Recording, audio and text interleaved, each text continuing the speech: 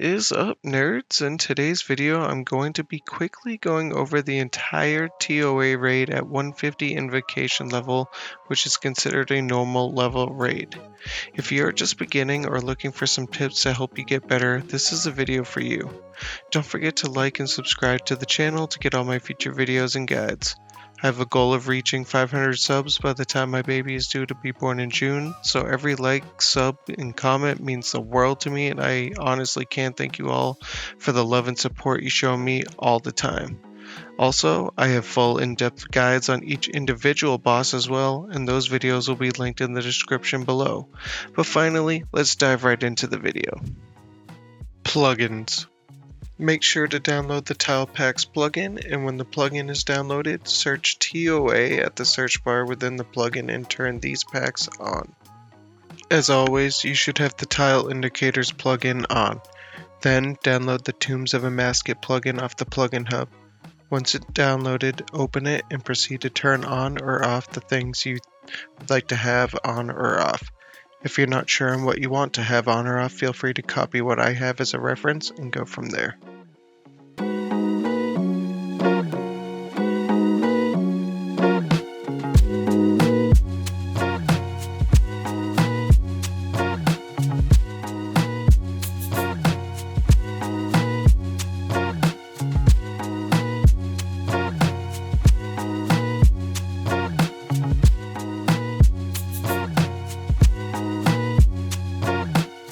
Inventory and gear. As far as inventory and gear goes, there can be a wide array of different options depending on what you have available. But for this raid, this is what I'm using. A Crystal Helm, Raider's Blessing, Dragon Defender, Lightbearer. You can use a Berserker Ring if you don't have one, Eternal Boots, Barrow's Gloves, Crystal Legs and Top, a Fang, Ava's Assembler, and a Necklace of Anguish. For our inventory, for our melee and mage setups, we're going to have the Neonauts, Bandos Top Bottom, Fire Cape, Torture, Ferocious Clothes, and Prim Boots. And for magic, we'll have the Ward, Imbued God Cape, Occult Necklace, Trident, Tormented Bracelet, Aram's Top and Bottom, Angler for Overheal, a Ranging Pot, 3 Sarahs, 4 Super Restores, a Sanford Serum for some poison or venom help and a little prayer, and a Divine Super Combat. Obviously, a regular combat will be okay as well.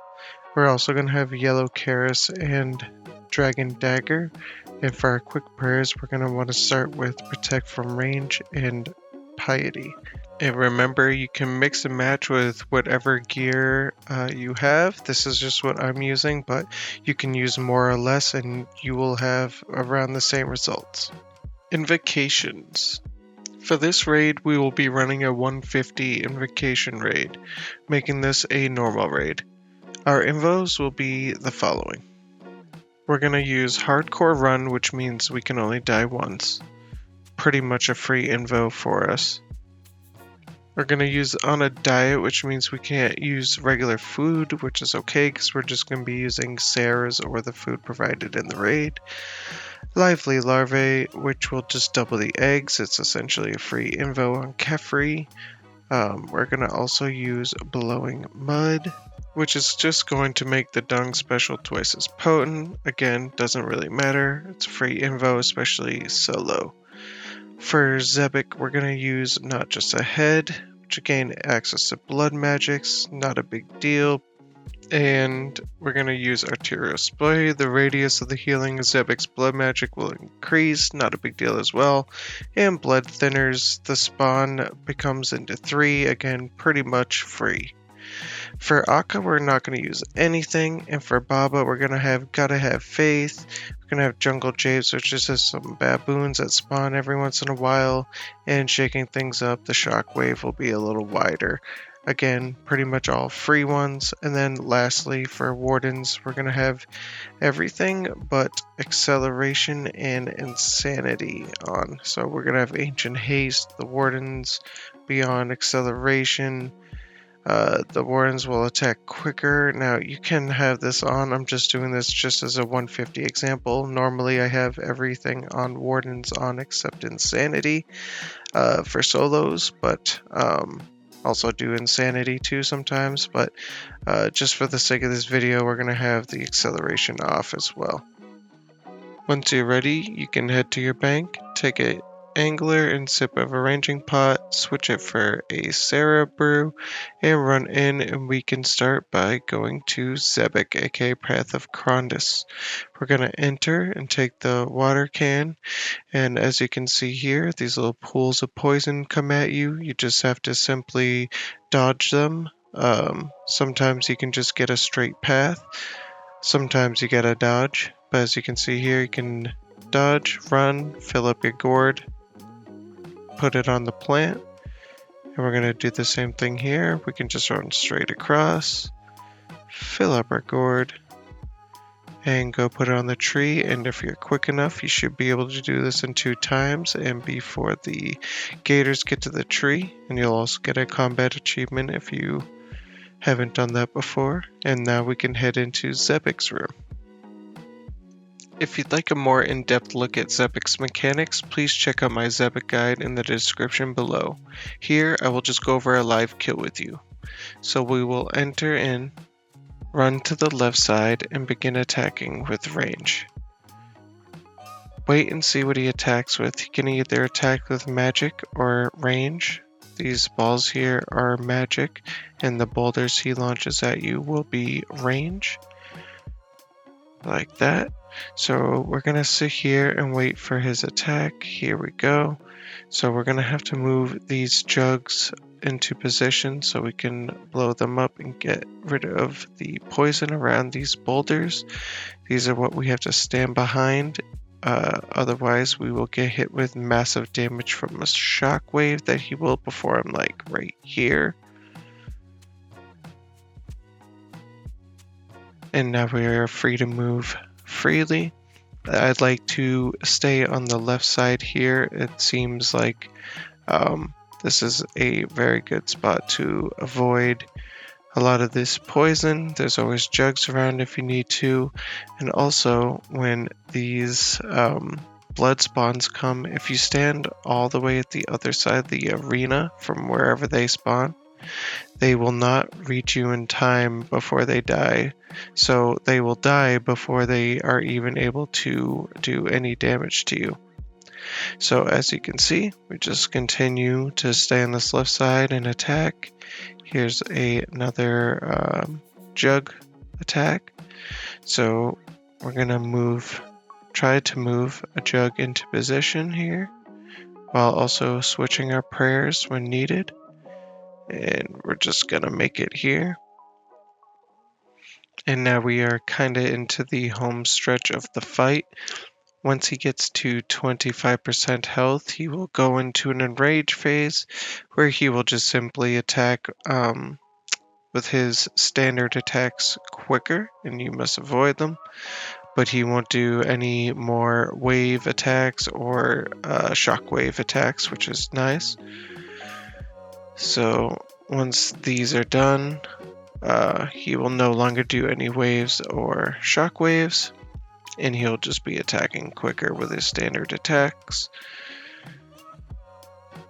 And it is very possible to get through this entire fight without even taking any damage. Of course, I messed up a couple times, but it is what it is, no big deal. And now Zebak is down. We have killed Zebak, good job. Now we can talk to the ghosts and proceed to the next room. Alright, so now we go and enter Kephri's room. Once you enter, look for the 6 pillars. You'll want to avoid these because they're annoying for one thing, and 2, they also have the most chance of hurting you. If it's the first puzzle, use the opposite side. If it's the second puzzle, use the same side as your starting point. So in this case, we're going to start at the opposite side and push this button, which will reveal different tiles we must step on. Once we step on all of them, crawl under and proceed to the next room across.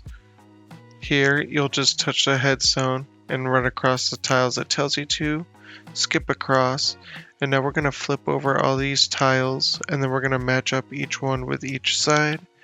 So as you can see, we're going to go red, green, blue, light blue, and yellow, which is W, to complete that puzzle. Now we can enter Kephri's room. If you'd like a more in-depth overview of Kephri, please see my Kephri guide in the description below. Here again, I will show you a live kill.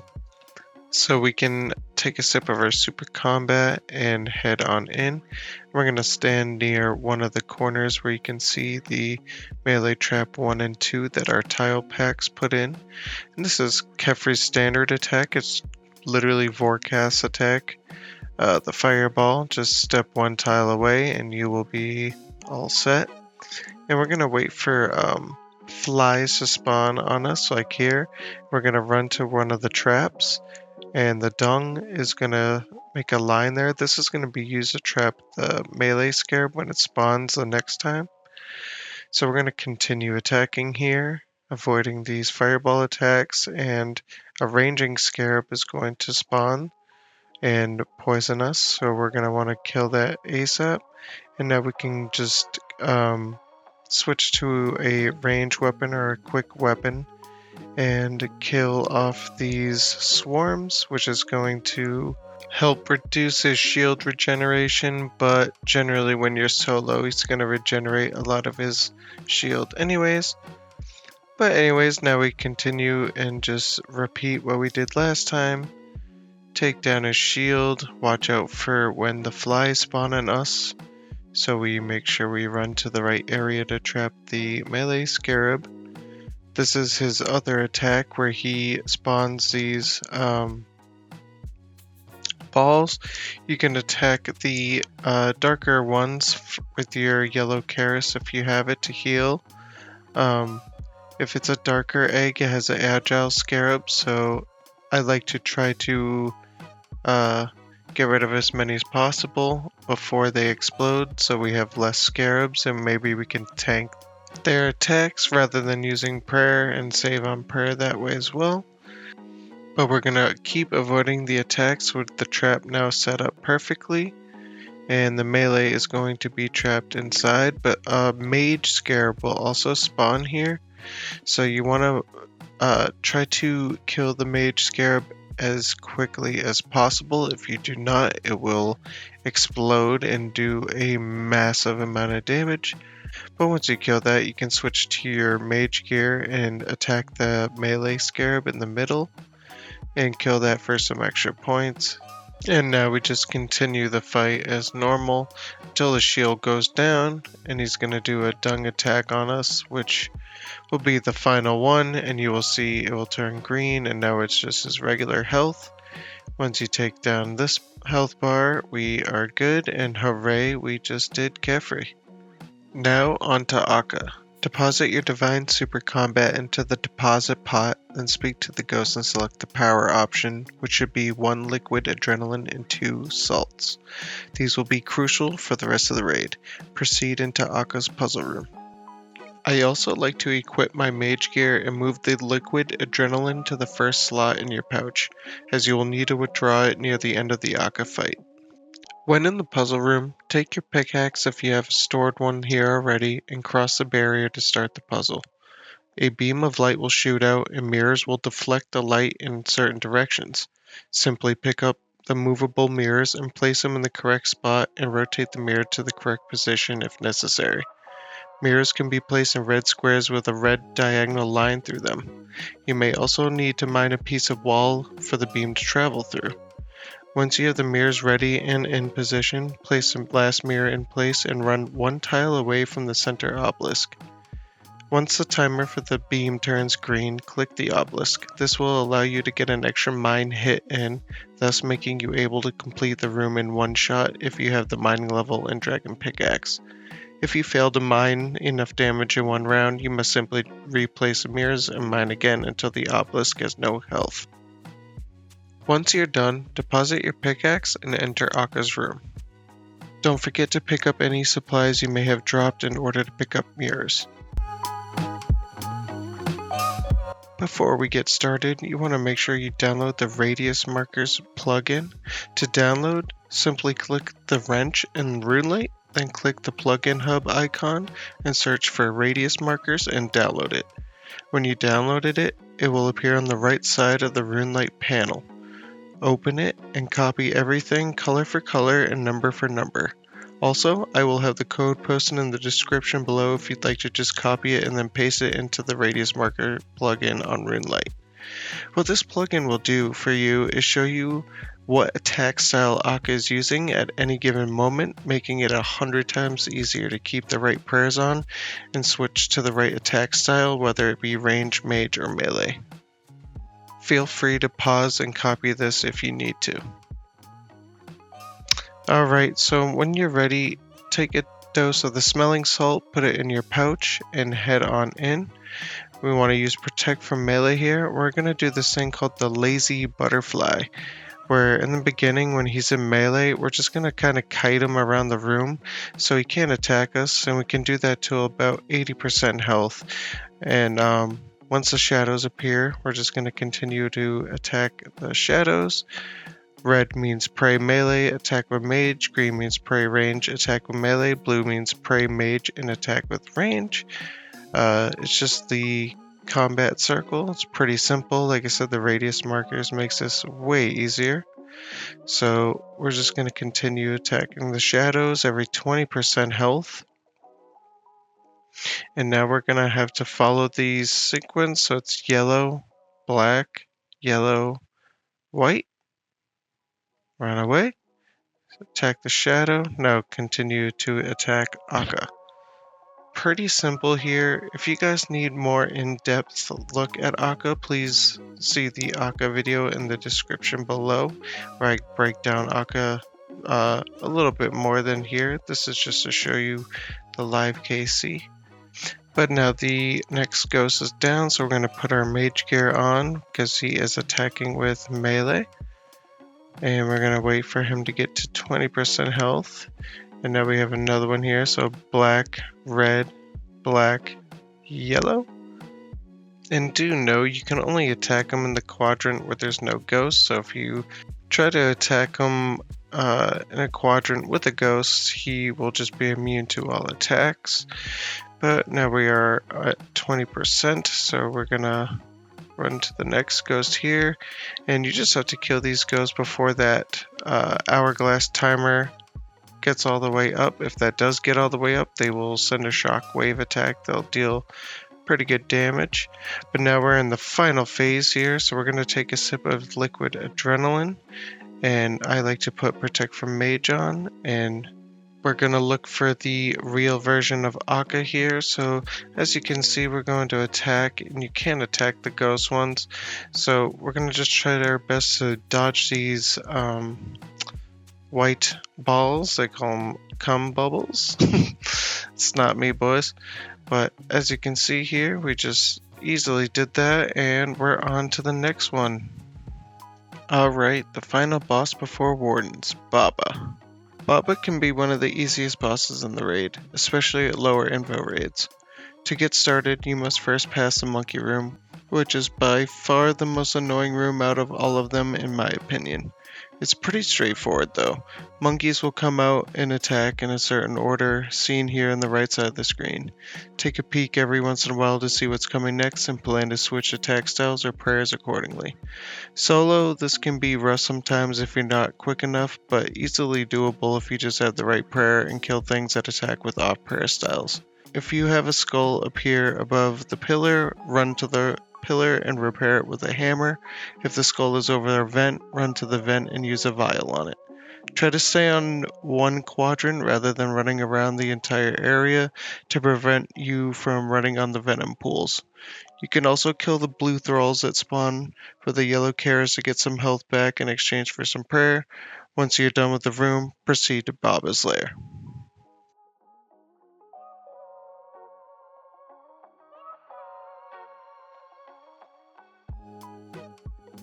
When you're ready, take a dose of the smelling salt, have your melee gear on, always have Protect from Melee on, and get to work. Now when he has those little shadows on the ground, just dodge them, and when he throws a rock, make sure you stand by a boulder to negate most of the damage. When he comes up top, you're going to be pushed to the bottom. All you have to do is switch to range and attack these boulders. Now if you have time, you can actually skip through the boulders and run to the top. Here unfortunately, I didn't really get a good chance to do that on this run, but hopefully next run I'll be able to show you. So once the boulders are done, he's going to continue to attack melee, dodge any falling boulders or shadows, run to a rock when he throws a boulder at you. If you get him down fast enough, the boulder won't hit you. Now we're going to go through the boulders here and we're going to run to the top, and now we can actually, if we wanted to, we could have used range and ranged him down. We're just going to switch to melee and knock him down really quick. And it's that easy, boys. On to the next one. If you want a more in-depth look at Baba, feel free to check out the Baba guide in the description below. But once you have left Baba's room, deposit your Sanford serum, talk to the ghost, and select life, which will give you Sarah's, restores, and 2 ambrosias, as well as 2 blessed scarabs, which will rejuvenate your prayer over time. So I'd like to have 3 Sarahs, a liquid adrenaline, and ambrosia out, and then we're going to have a salt to use right before we start. I like to overheal also before we start. And once you're ready, talk to the ghost and run to the left side and tank damage all the way down to about 77 health if you have 99 health plus Sarah up. Once these red UFOs, just stand clear of these. Keep attacking as you can. Once this little orb comes out, there's no way to dodge it. You're going to have to tank at 28, and another orb will come out. You can't dodge that unless if you kill the obelisk in time. Once the obelisk is down, switch to your mage gear. And I like to just try to pray mage, and it's a 50-50 shot whether he uses range or mage. And we're just going to switch attack styles as he does. He does have that special move where he will turn off your prayer and launch a special attack at you. Once his shield is down, switch to your melee gear with Dragon Dagger, take a sip of liquid adrenaline, and start using specs on him. After a little while, his heart will go back in, and you have to go back to dodging attacks. This time we'll be using range instead of magic. This new attack he uses where he launches a black ball at you, you just have to dodge it, otherwise you get turned into stone. His heart has come out again, so we switch to our melee gear with Dragon Dagger, do our specs. I prefer to do 3 downs. I could have definitely done a 2 down right there, but 3 downs gives you more points. After 3 downs, you don't get any extra points in this phase, so only do 3 downs if you can and supplies allow you to. And as you can see, here's another special attack where he launches skulls at you. You just have to stand or run away from them or stand north, south, east, or west of it. But we're gonna kill the rest of the heart, put on our range gear, and try to get our inventory set. We're gonna start on the right side. We're gonna go left, middle, right, left, middle, right, and repeat. And each time we will get 1 attack off. Attack, move, attack, move, attack, move. Every 20% of Warden's health, he will stop and then release skulls in which you must kill. You will be able to attack them with 1 tick as long as you're using a melee weapon such as the Dragon Dagger. So here he's below 80%, so here comes the skulls. 1, 2, 3, 4. And then switch back to your Bofa or whatever you're using and keep attacking. Once he gets below 60 health, 60% I should say, Zebak will spawn as well as more skulls. Zebak will just switch between magic and range attacks, so pray accordingly, kill the skulls, and once you do, switch back to your Bofa or whatever you're using and continue attacking. As you can see, we just keep the cycle going while still attacking and just making sure we switch prayers. And as long as you switch before it actually hits you, you will negate the damage. So once he is under 40%, now you will also see that Baba has spawned. Now Baba will just simply launch rocks at you at certain times. You just gotta also dodge that. It's pretty easy during this phase because you're constantly moving anyways. Just keep up with your prayers and the movement and you'll be good. In the final phase before Enrage phase, we just have a bunch of skulls. Keep attacking. And once you get them under 5%, we will enter the Enrage phase. And now we are in the Enrage phase, so simply all we have to do is the same thing we've been doing the whole time, dodging the boulders, dodging Zebak's attacks, but also the Wardens will also place these lightning bolts around the area, and the floor will slowly start to be crumbling away, which you really won't have to worry about in these low invos. But just focus on keeping your prayers up. If you gotta take damage, take it from the lightning bolts. You want to make sure your prayers are right because they will really smack you hard if you don't have your prayers right. Every time I like to have the sound on, and every time I hear a whistle sound from the boulder, just move a tile or two. If you see a shadow, move again. And before you know it, boom, the Warden is down. We have completed our 150 invo raid at kill count 100. Let's see if we happen to get a purple maybe for the vid. No, of course not. We got a white chest, but nonetheless, I hope this video is able to help you guys. TOA can be a little daunting at first, especially if you have never done any raids in RuneScape before. But just know this raid was meant to be player friendly and so that all people of all skill levels could enjoy it. If you're brand new, I highly recommend sending some entry level raids and just getting used to the mechanics, because experience is the best tool to have during these raids. If you liked this video, please give it a like and sub to the channel. Don't forget I have a goal of reaching 500 subs by the time my baby is due to be born in June, so your support means everything to me and I can't thank you all enough. But good luck out there, nerds. I hope you all get some purples. Until next time, peace.